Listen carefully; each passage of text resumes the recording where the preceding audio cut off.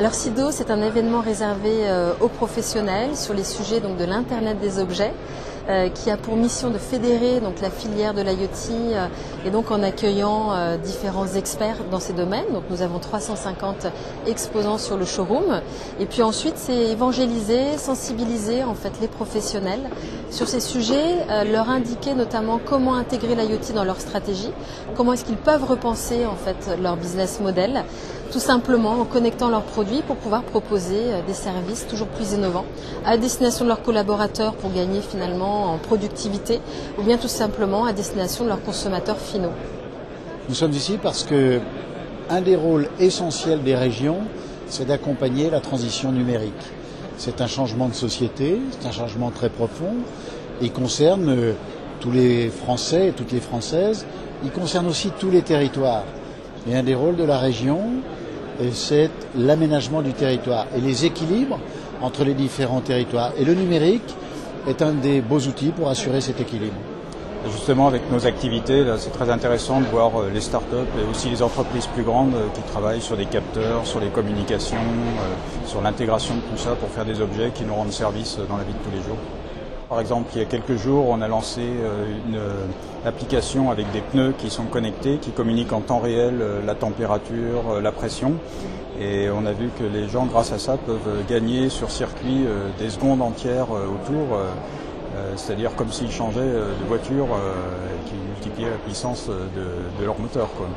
Donc c'est vraiment quelque chose qui va pouvoir révolutionner la façon dont on utilise nos pneus pour cette clientèle qui est très pointue, c'est vrai. Et on cherche aussi bien sûr des applications pour les gens qui, comme moi, utilisent leur voiture tous les jours, mais pour être plus en sécurité. Voilà. Donc très intéressant pour nous de voir tous ces capteurs, toutes ces entreprises et d'essayer d'imaginer ce qu'on pourrait faire pour aller plus loin. Donc nous sommes au SIDO parce que pour les services que l'on rend aux collectivités et derrière finalement aux usagers de tous les systèmes d'énergie, nous utilisons déjà des capteurs, notamment pour tout ce qui est chaufferie par exemple, savoir s'il y a une panne, un défaut, ou sur tout ce qui est générateur photovoltaïque, les panneaux photovoltaïques, donc s'il y en a un aussi en défaut, etc.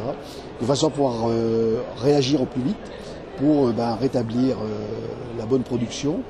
Et puis parce que nous développons aussi dans la Loire un réseau très haut débit.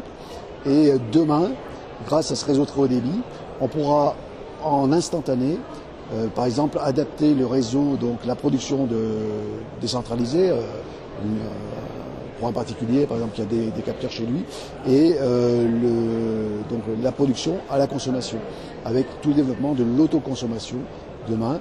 Et tout ça, ça ne pourra être géré que parce qu'il y aura à la fois un réseau très haut débit qui permet donc de réagir en instantané et aussi surtout l'ensemble des capteurs qu'on peut voir ici qui permettent eux effectivement d'adapter au plus près de la réalité la consommation et la production d'énergie.